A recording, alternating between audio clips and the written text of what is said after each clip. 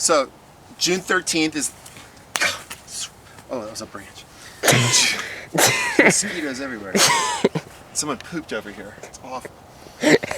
June 13th is the day that Lewis discovers the Great Falls. On June 14th that morning, he gets up, he decides to see how far the falls go up, and like I already said, it goes up 5 waterfalls for 12 miles. It's gonna be a long portage. He's got time.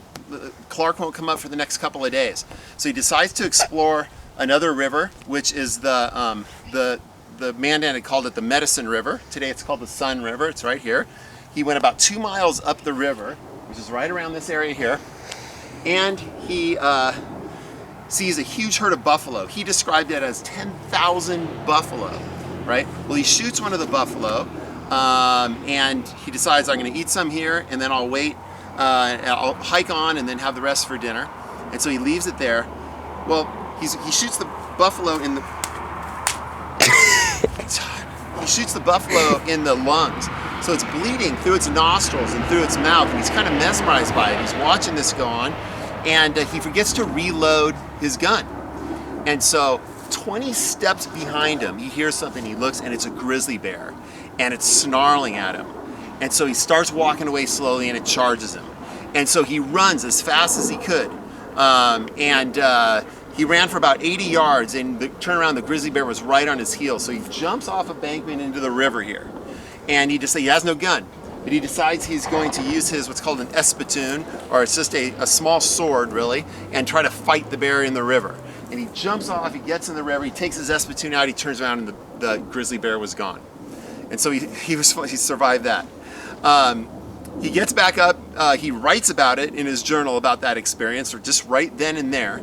And then he sees some sort of cat. What he described as a large cat. He wasn't sure what it was, but by his description that he wrote later, we know it was a wolverine, right? And a wolverine could do him some damage too. So he shoots it, and he misses, but it took off, right? And so he decides, I need to start walking back. It was about 6 p.m. He's still got about 3 hours of daylight, but he's got a long way to go. So he decides to go back, and there's this huge herd of buffalo, like I said, and 3 of them decide to turn and charge at him. Now they're about 300 yards away, and they start charging at him. And instead of retreating, he's got nowhere to retreat, he decides to charge them. And so this is kind of crazy, but he starts charging, running and screaming towards the 3 buffalo, the 3 bison. And at about 100 yards that separated them, the bison stopped, and they turned around and went back the other way. So maybe he successfully scared them.